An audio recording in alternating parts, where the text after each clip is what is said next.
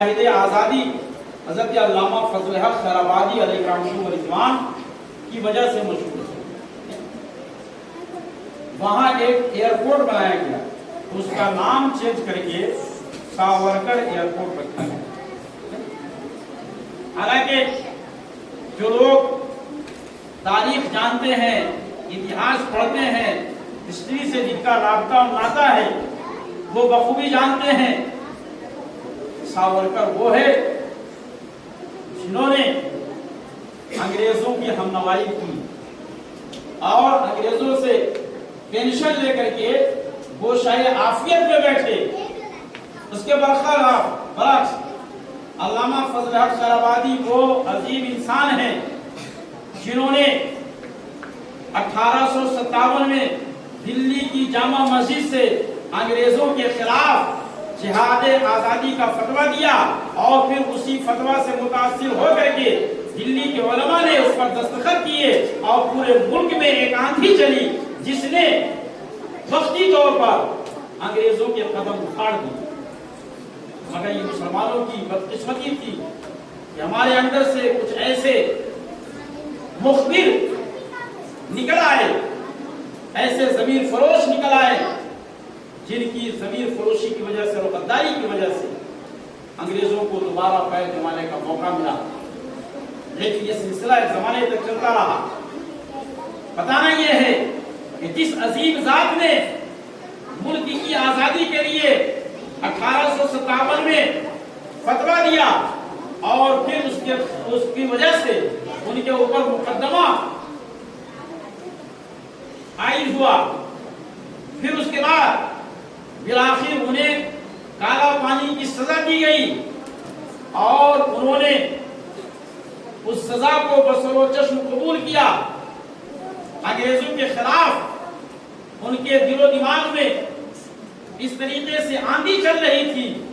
ایک وقت آیا تھا، آپ کی پیروی کرنے والوں نے کہا کہ حضور والا آپ کورٹ میں صرف اتنا کہہ دیجئے کہ جس فضل حق نے فتویٰ جاری کیا ہے وہ میں نہیں ہوں بلکہ وہ فضل حق کوئی اور ہے۔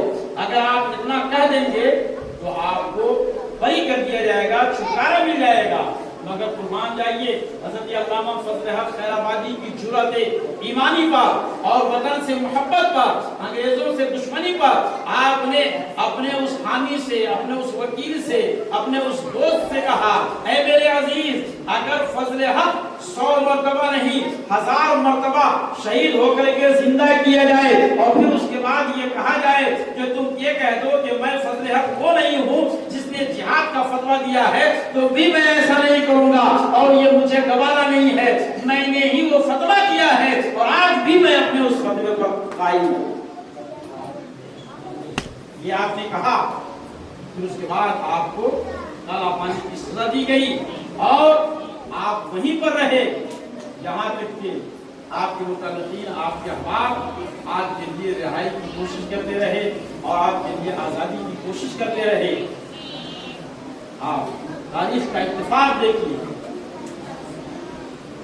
دیش لڑتے لڑتے غالباً 1868 میں حضرت علامہ فضل حق خیرآبادی کو رہائی مل گئی۔